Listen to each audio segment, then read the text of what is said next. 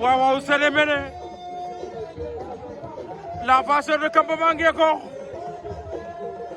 ndeysaan l'homme des 3 générations waaw waaw samp na beñe de fii ci Sexela Toubacouta Buuru Saalum lay seen ca ginnaaw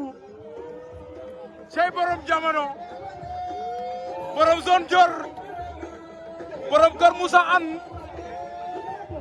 Buur Saalum samp na beñe cey Toubacouta waaw samp na beñe de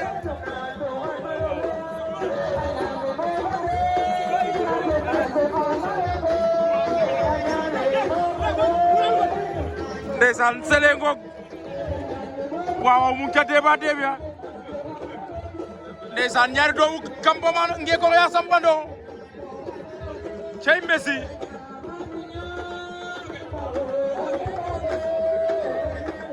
ndeysaan talal la seeg ore ci ñeenti xible ya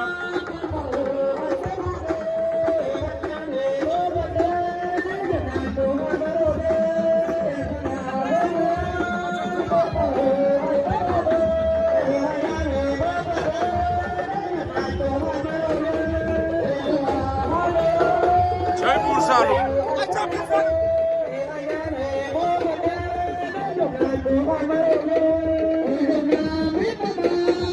ndeysaan Toubacouta ngoog